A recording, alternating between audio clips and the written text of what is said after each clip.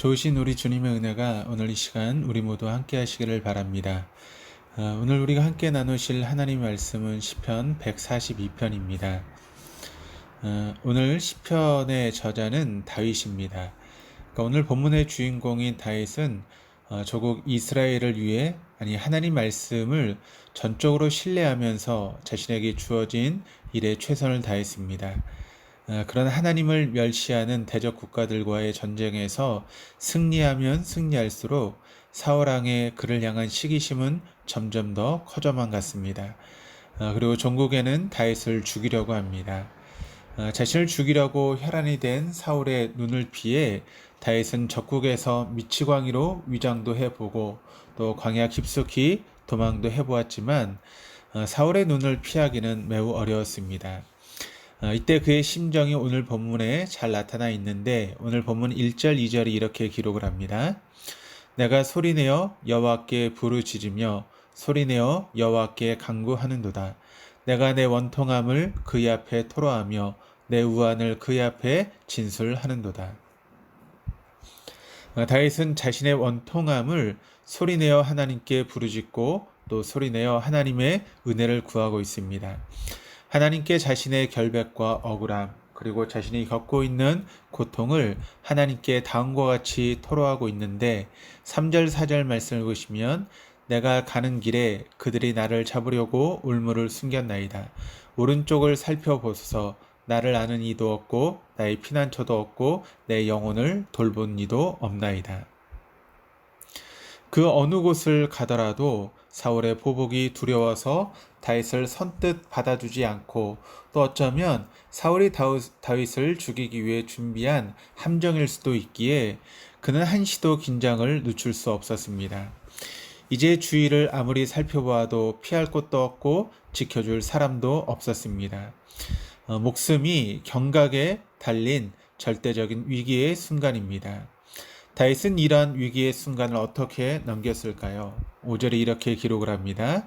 여호와여 내가 주께 부르짖어 말하기를 주는 나의 피난처시오 살아있는 사람들의 땅에서 나의 분깃이라 하였나이다.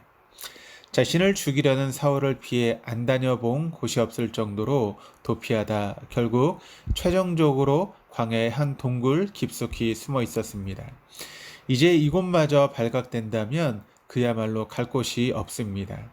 자기 나름대로 이 고난을 피하기 위해서 애써 보았지만 이제 자신이 할 수 있는 일은 아무것도 없습니다.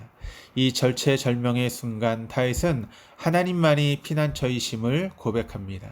그리고 다윗은 하나님을 분깃이라고 고백하는데 일반적으로 분깃이란 분배받는 목, 즉 부모에게 물려받은 유산이나 하나님으로부터 위탁받은 이스라엘의 토지를 가르치는 용어입니다. 따라서 여기에서 다윗이 주가 살아있는 사람들의 땅에서 나의 분깃이라고 한 것은 세상에서 내가 받을 몫은 오로지 주님 한 분이라는 뜻으로 해석할 수 있습니다.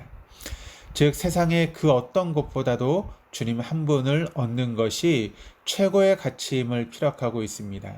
따라서 본문을 세 번역은 다음과 같이 해석을 하고 있는데 주님은 나의 피난처, 사람 사는 세상에서 내가 받은 분깃은 주님뿐이다 라고 그렇게 번역을 하고 있습니다.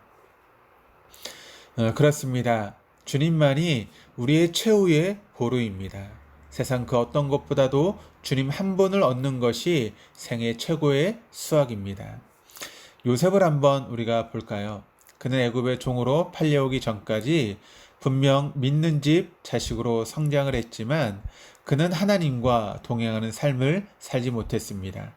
그는 죽음의 위기 앞에서 자신의 죄악된 본질을 깨달았습니다. 그리고 이후 그는 비록 애굽의 종으로 전락했지만 그는 하나님과 동행하는 삶을 살았습니다. 그러나 새롭게 살아보려는 그에게 돌아온 것은 강간 미수죄로 고발을 당하고 종의 신분보다 더 낮은 죄인의 신분으로 전락되는 것이었습니다. 이쯤 되면 그는 하나님을 포기했어야 합니다.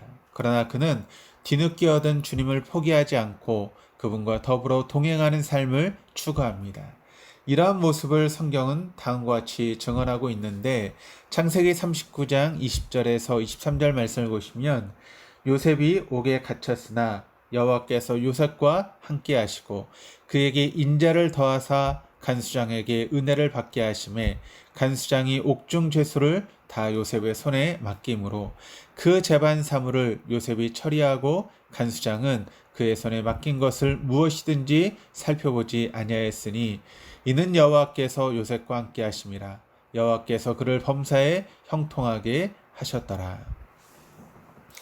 하나님께서는 감옥을 통해 요셉과 바로왕의 신하들과 조우하게 하셨고 결과적으로는 이 신하를 통해서 왕의 꿈을 해몽하는 자리에 설 수 있게 되었고 드디어 일개 제수의 신분이자 이방인인 그가 대국이었던 애굽의 총리가 될 수 있게 되었습니다.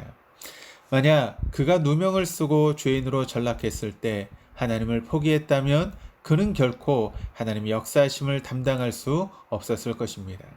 그는 자기에게 몰아닥치는 상황에 연연하지 않았습니다.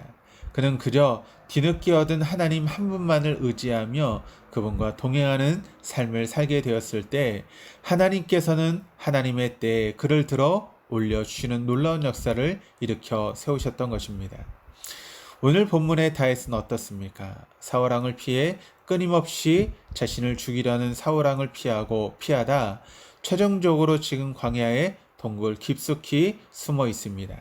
본문을 볼 때 그가 온 동굴이 쩌렁쩌렁 울리게 소리치며 하나님께 간구하는 것처럼 보이지만 실상은 그는 숨소리조차 조심해야 했습니다. 왜냐하면 자신의 목숨을 노리는 사울이 어디에 있는지 모르는 상황이기 때문입니다.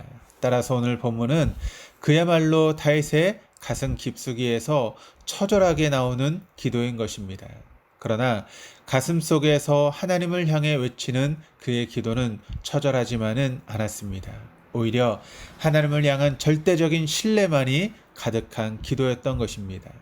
이 위기의 순간에 다윗은 상황에 의해 좌절하는 것이 아니라 나를 건져주실 분은 오로지 주님 한 분임을 믿고 감사하며 주님만을 의지합니다. 7절입니다.